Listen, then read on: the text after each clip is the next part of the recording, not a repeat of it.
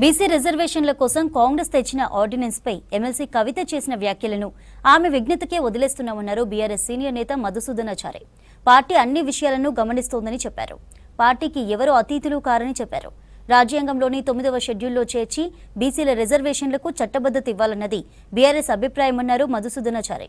CM Revanth Reddy పాలన గాలి కొదిలేసి గాలి మోటార్లలో తిరుగుతూ గాలి మాటలు మాట్లాడుతున్నారని విమర్శించారు. అనేక రకాలైనటువంటి సమస్యలు ఉన్నటువంటి స్థితులలో 9th షెడ్యూల్లో పెట్టడమే ఏకైక పరిష్కార మార్గం.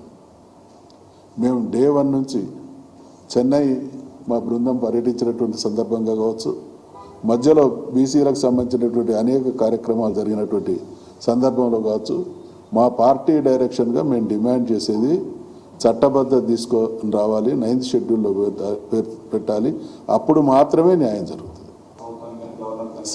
మేము అంటే ఇక్కడ కన్ఫ్యూజన్ ఉన్నది. ఆల్రెడీ సేమ్ ఇష్యూ ఏదో చేసి ఢిల్లీకి పంపిళ్ళు, మళ్ళీ ఆర్డినెన్స్ ఉండదు. వెరసి వాళ్ళ ఉద్దేశం వాళ్లకు అవగాహన రాహిత్యమా, నిబద్ధత లేనితనమా? అంశాలు ఏంటి అండి? ఏది వేరు? స్ట్రేట్గా అడిగేది 42% రిజర్వేషనే. ఆయన ఎప్పుడేం మాట్లాడతాడో ఆ నిమిషానికి ఉన్నటువంటి పరిస్థితి నుంచి బయటపడడం కోసం ఏదైనా మాట్లాడే స్థాయికి ముఖ్యమంత్రి దిగజారడం అనేది బాధాకరం. మేము డిమాండ్ చేసింది ఏంది? 42% రిజర్వేషన్లు చట్టబద్ధంగా కావాలంటున్నాం. అది వేరు ఇది వేరు ఎట్లయితుంది? మేము ఇప్పుడు పార్టీ స్టాండ్గా మేము అందరం మాట్లాడినాము, పార్టీ స్టాండ్గా చాలా రిపీటెడ్గా చెప్పినాము.